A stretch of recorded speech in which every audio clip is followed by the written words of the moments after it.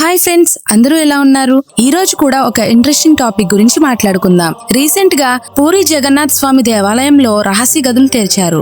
ఆ గదులకు నాగబంధం ఉంది అని కొందరు, లేదు అని మరికొందరు అంటున్నా కూడా బీజేపీ గవర్నమెంట్ తాము అధికారంలోకి వస్తే ఆ రహస్య గదులను తెరుస్తాము అని చెప్పింది. ఆ విధంగానే అధికారంలోకి వచ్చాక ఆ రహస్య గదులను తెరిచారు. ఎన్నో అనుమానాలు భయాలు మధ్య ఈ గదులు తెరిచారు. కానీ అప్పటి వరకు ఏమైతే ఆ రహస్య గదుల గురించి విన్న విషయాలు, ఉన్న పుకార్లు అన్ని తేలిపోయాయి. దీంతో అందరూ పద్మనాభ స్వామి దేవాలయం మీద పడ్డారు. గుడిలో ఉన్న రహస్య నేలమాలిగలో నాగబంధం వేసిన ఆ 6వ గది కూడా ఓపెన్ చేయాలి అని కొంతమంది అంటున్నారు. కానీ చరిత్ర ప్రకారం ఆ 6వ గది ఇంతకు ముందు తెరవబడింది అని కొంతమంది అంటున్నారు. అసలు ఈ 6వ గదిని ఎవరు తెరిచారు? అసలు ఆ గదిలో నిజంగా నిధులు ఉన్నాయా అని ఈ వీడియోలో తెలుసుకుందాం. అనంత పద్మనాభ స్వామి దేవాలయం గత కొన్నేళ్ల నుంచి ప్రజల్లో బాగా వినిపిస్తున్న పేరు. ప్రపంచంలోనే అత్యంత సంపన్న ఆలయాల్లో ఒకటిగా ప్రసిద్ధిగాంచిన ఈ మందిరం కేరళ రాజధాని తిరువనంతపురంలో ఉంది. శ్రీ పద్మనాభ స్వామి దేవాలయాల రహస్య నేలమాలిగలు 2011లో తెరిచారు అని అందరూ అనుకుంటారు. కానీ కొన్ని సంవత్సరాల క్రితం ఆ తలుపులు తెరిచారు. ఇప్పటికీ ఓపెన్ చేయని ఆ డోర్ అప్పుడు ఓపెన్ చేశారు. తలుపులు ఓపెన్ చేసినప్పుడు అసలు ఏమైంది? ఆ గుడిలో దాగి ఉన్న మరికొన్ని రహస్యాలను ఏమిటి అన్నది మనం ఈ వీడియోలో చెప్పుకుందాం. అనంత పద్మనాభ స్వామి టెంపుల్ గురించి చాలా మంది చెప్పారు. కానీ నేను చెప్పే విషయాలు మీరు మాక్సిమం విని ఉండరు. ఈ వీడియో చాలా ఇంట్రెస్టింగ్ గా ఉంటుంది, పూర్తిగా చూడండి. 2011 జూన్ లో ఈ టెంపుల్ లోని కొన్ని రహస్య గదుల్లో బయటపడ్డ లెక్కవేయలేనటువంటి కొన్ని లక్షల కోట్లు విలువ కలిగిన సంపదతో ఈ ప్రపంచం మొత్తం తెలిసింది. సాక్షాత్తు శ్రీ మహావిష్ణువు అయిన శ్రీ అనంత పద్మనాభ స్వామి టెంపుల్లో ఉన్న ఈ రహస్య గదుల గురించి మనం ఎంత తెలుసుకున్నా తక్కువే. మెయిన్ గా రహస్య గదుల్ని ఇదే మొదటిసారి తెరవడం జరిగింది అనుకుంటారు. కానీ ఇంతకు ముందే కొన్ని సంవత్సరాల క్రితం ఈ గదుల తలుపులను తెరిచారు. ఆ నిధి తలుపులు తీసిన వారికి నాగబంధం అడ్డు రాలేదా? అప్పుడు ఈ గుడిలో ఉన్న వాళ్ళు తెరవకుండా నాగబంధం వేశారా? అసలు నిజంగానే ఈ నాగబంధం వేసిన ఆ గదిని ఇంకా ఎప్పటికీ మనం ఓపెన్ చేయలేమా? అసలు ఈ రోజుల్లో కూడా ఇంత టెక్నాలజీ యుగంలో కూడా ఈ నాగబంధం అనేది ఇప్పటికీ నిజంగానే పనిచేస్తుందా? అలాగే ఈ గదిని ఎవరూ తెరవకుండా పెద్ద పెద్ద భారీ ఆకారంతో ఉన్న పాములు నిజంగానే ఆ గదిని ఇప్పటికీ కాపలా కాస్తున్నాయంటారా? అలాగే ఇవాల్టి బి చాంబర్ కి ఉన్న తలుపు దగ్గర చెవి పెట్టి వింటే పాములు బుసలు వేస్తున్న శబ్దం వినిపిస్తుందా? అంతేకాకుండా మళ్ళీ సముద్రపు శబ్దం కూడా వినపడుతుందా అనే విషయాన్ని తెలుసుకునే ప్రయత్నం చేద్దాం. మీకు కనుక వీడియో నచ్చితే లైక్ చేయండి. మీరు లైక్ చేస్తేనే మా వీడియో అనేది రీచ్ పెరుగుతుంది. అలాగే సబ్స్క్రైబ్ కూడా చేసుకోండి.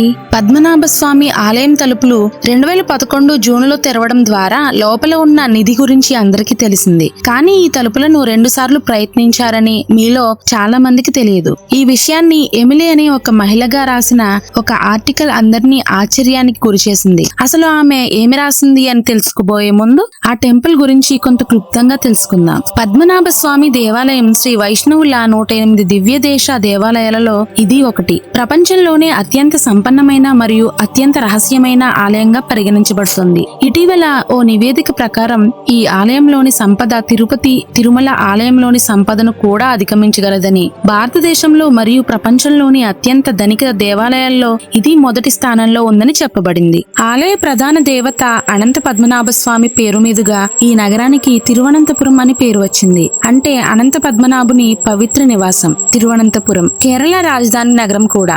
ఆలయ ప్రస్తావన గురించి అనేక పురాణాల్లో, ఇతిహాసాల్లో ఉంది. బలరాముడు స్వామికి పూజలు చేసినట్లు భాగవతం పేర్కొంటుంది. స్వామివారి గురించి 12 మంది ఆల్వారుల్లో ఒకరైన నమ్మాల్వారు అనేక రచనలు చేశారు. కలియుగం ప్రారంభమైన రోజున ఈ ఆలయాన్ని నిర్మించినట్లు తెలుస్తోంది. అయితే ఈ గుడి చరిత్రపై నిర్దిష్టమైన సమాచారం లేదు. వేల సంవత్సరాల నుంచి నిత్య పూజలు అందుకుంటున్నట్లు ఆలయానికి చెందిన రికార్డులు తెలియజేస్తున్నాయి. అయితే ఈ మందిరాన్ని 260 ఏళ్ల క్రితం తిరిగి నిర్మించారు. అప్పటి తరాలుగా ట్రావెన్కోర్ రాజకుటుంబం ఏలుబడిలో ఈ ఆలయం ఉంది. స్వామివారి మూల విరాట్ ను ఒక ద్వారం నుంచి మనం వీక్షించలేము. అయితే ఈ మందిరాన్ని 260 ఏళ్ల క్రితం తిరిగి నిర్మించారు. అప్పటి తరాలుగా ట్రావెన్కోర్ రాజకుటుంబం ఏలుబడిలో ఈ ఆలయం ఉంది. స్వామివారి మూల విరాట్ సాక్షాత్ను ఒక ద్వారం నుంచి మనం వీక్షించలేము. పెద్ద విగ్రహం కావడం వల్ల తలను, చేతిని, పాదాలను వేర్వేరు ద్వారాల ద్వారా చూడాల్సి ఉంటుంది. ట్రావెన్కోర్ మహారాజు రాజా మార్తాండవర్మ పాలనా సమయంలో వేల సాలగ్రామాలతో స్వామివారి విగ్రహాన్ని ప్రతిష్ఠించారు. ఆ కాలంలో 4000 మంది శిల్పకారులు, 6000 మంది కార్మికులు, 100 ఏనుగులు 6 నెలల పాటు శ్రమించి ఆలయంలో ఎన్నో కళాకృతులను ఏర్పాటు చేసినట్లు తెలుస్తోంది. అప్పటి నుంచి గుడి ఆచారాలు మంచిగా జరుగుతున్నాయి. అంతా బాగానే జరుగుతుంది అనుకున్న సమయంలో కోర్టులో ఒక ఫైల్ వేశారు. వేసింది ఎవరో కాదు, మాజీ ఐపీఎస్ అధికారి మరియు న్యాయవాది అయిన శ్రీ సుందరరాజన్. స్వామివారి ఖజానా దొంగల పాలవుతుందని కోర్టులో చర్యలు తీసుకోవాలని కోర్టు విచారణ జరిపి 2011లో చర్యలు చేపట్టింది. 2011లో ఆలయ పాలక మండలి గుడి నేలమాళిగల్లో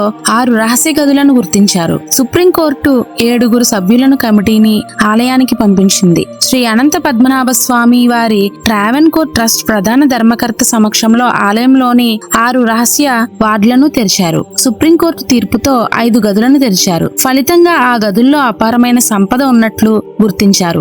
ABCDEF అనే ఆంగ్ల అక్షరమాల ప్రకారం ఆ గదులకు పేర్లు పెట్టారు. మొదటి ABC గదులను తెరిచారు. వాటిలో 20 పెద్ద జగ్గులు, బంగారు హ్యాండిల్ తో కూడిన ఒక జగ్గు, ఒక బంగారు కలం, 340 వరకు బంగారు జగ్గులు, 30 వెండి దీపాలు, శివుడి విగ్రహాలు, ఇతర బంగారు ఆభరణాలు రాసుల కొద్దీ ఉన్నట్లు గుర్తించారు. ఇవి కాకుండా తీస్తున్న కొద్దీ బంగారు కంకణాలు, ఉంగరాలు వస్తూనే ఉన్నాయి. ఆలయానికి ఉత్తరం వైపున రూమ్ D, ఆగ్నేయంలో రూమ్ F ను తెరిచారు. ఈ గదుల్లోనూ అపారమైన బంగారం, వజ్రాలు రాసుల కొద్దీ లభించాయి. వీటి విలువ లక్షల కోట్లలో ఉంటుందని అంచనా. నేలమాళిగల్లో బయటపడ్డ సంపదతో అప్పటి వరకు దేశంలో అత్యంత సంపన్న ఆలయంగా ఉన్న తిరుమలను పద్మనాభ స్వామి ఆలయం వెనక్కు నెట్టింది. ఆలయంలోని 6 నేలమాళిగలలో ఇప్పటికే 5 నేలమాళిగలు తెరిచారు. అందులో బయటపడిన సంపద సుమారు 5 లక్షల కోట్ల వరకు ఉంటుందని అంచనా వేశారు. 5 గదులు తెరిచినప్పటికీ 6వ గదిని మాత్రం ఇంకా తెరవలేదు. నాగబంధనం వేసి ఉండటంతో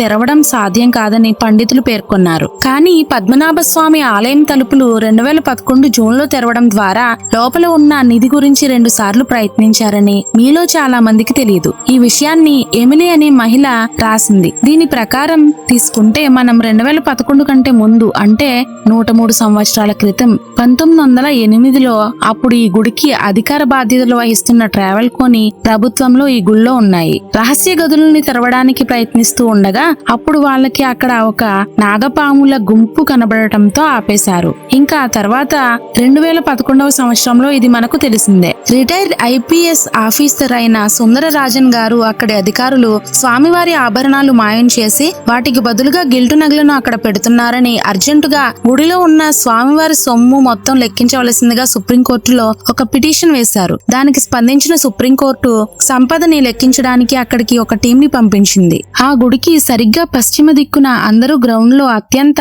రహస్యమైన 6 గదులను కనిపించాయి. అప్పుడు ఆ కమిటీ 2011 జూన్ 27వ తారీఖున వాళ్ళు ఒక గదిని ఓపెన్ చేసి చూశారు. అక్కడ స్వామివారి ఆభరణాలు, కిరీటాలు కనిపించాయి. అత్యంత విలువైన ఆభరణాలు, కిరీటాలు కనిపించాయి. 2వ గది ఓపెన్ చేయడానికి ఆ కమిటీ ఆ గది వద్దకు వెళ్లారు. దాన్ని ఇలా ఓపెన్ చేసి చూడగా దాని తరువాత ఒక చెక్క డోర్ కూడా కనిపించింది. దాన్ని కూడా అత్యంత కష్టం మీద ఎలా ఓపెన్ చేసినా లోపలికి వెళ్ళగా లోపల ఏమీ కనిపించలేదు. ఇంకా అక్కడ ఏమీ లేదు అనుకునే సమయానికి క్రింద నేల మీద స్లాబ్ వేసిన ఒక మార్బుల్ కనిపించింది. దాన్ని ఓపెన్ చేసి చూస్తే బంగారపు నాణ్యాలు, బంగారు సింహాసనాలు, వజ్రాలతో కూడిన కిరీటాలు, దాదాపు 18 అడుగుల దాకా ఉన్న గోల్డెన్ నక్లీసులు, ఇంకా అక్కడ ఉన్న గోల్డ్ కాయిన్స్ గురించి అయితే చెప్పనక్కర్లేదు. ఇంకా అక్కడ ఉన్న బంగారం అయితే ఏకంగా 13 లక్షల కేజీలు ఉందట. దాన్నంతా వాల్యుయేషన్ చేయడానికి వాళ్లకు దాదాపు 4 నెలల టైం పట్టిందట. ఇక 6వ గదిని వాళ్ళు తెరవలేకపోయారు. రహస్య గదిగా సూచించబడే 6వ గది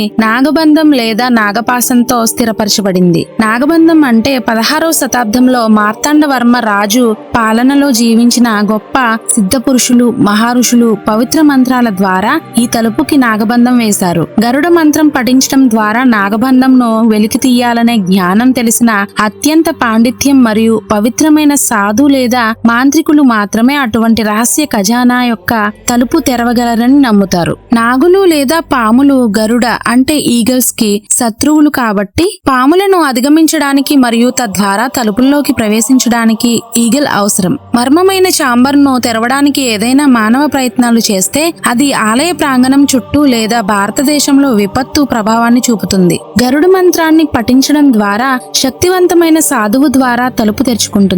మంత్రాన్ని సరిగ్గా ఉచ్చరించకపోతే తలుపులను కాపాడే శక్తివంతమైన సర్పాలు తలుపులు తెరవడానికి ప్రయత్నించే వారిపై విధ్వంసం సృష్టిస్తాయని నమ్ముతారు. అది తెరిచి దాని లోపల ఏముందో తెలిసిన ఏకైక వ్యక్తి ఈ ఉత్తరం తిరణాల మార్తాండవం కూడా 2013వ సంవత్సరంలో మరణించారు. దీంతో ఇంత రహస్యమైన గది లోపల ఏముందో తెలుసుకునే అవకాశం లేకుండా పోయింది. ఇక కేరళలో ఒక వ్యక్తి ఆ గదిని తెరవడానికి ప్రయత్నించినప్పుడు అదే సంవత్సరం కేరళలో విపరీతమైన వరదలు వచ్చాయి. ఆ ఆరో గది యొక్క తలుపు దగ్గరకు వెళ్లి చెవిపెట్టి వింటే పాములు వేసే శబ్దం వినిపిస్తుందని అంటున్నారు. మరి కొంతమంది అయితే సముద్రపు శబ్దం కూడా వినిపిస్తుందని అంటున్నారు.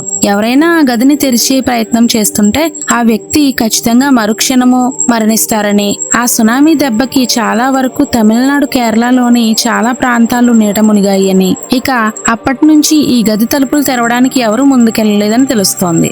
ఆరవ గది తాళం నిజానికి మార్తాండవర్మ రాజు పాలనలో నివసించిన సిద్ధ పురుషుడు చేత అమర్చబడిన నాగబంధం అనే మంత్రం అని నమ్ముతారు. 16వ శతాబ్దంలో విరుద్ధమైన గరుడ మంత్రం పఠించడం ద్వారా నాగబంధనం గురించి బాగా తెలిసిన సాధులు మాత్రమే అటువంటి ఖజానాలకు తలుపులు తెరవగలరని, పురాణాల ప్రకారం నాగబంధన్ ఉన్న ఈ తలుపులను ఎవరైనా బలవంతంగా తెరవడానికి ప్రయత్నిస్తే ప్రపంచమంతటా విపత్తులు సంభవించే అవకాశం ఉందని అంటున్నారు. కానీ ఇప్పుడు ఉన్న పరిస్థితుల్లో తలుపులు తెరవడం సాధ్యం కాదు. ఎందుకు అంటే ఇండియా వైడ్ గా ఆ తలుపులు తెరవడానికి కావలసిన స్కిల్స్ ఇప్పుడు ఉన్న పూజారులకు గాని ఋషులకు గాని లేదు. ఇంకో 50 సంవత్సరాల వరకు ఈ డోర్స్ ఓపెన్ కావు. మీకు మేము చెప్పిన ఇన్ఫర్మేషన్ మీకు నచ్చితే లైక్ చేయండి, షేర్ చేయండి, సబ్స్క్రైబ్ చేయండి. Thanks for watching all.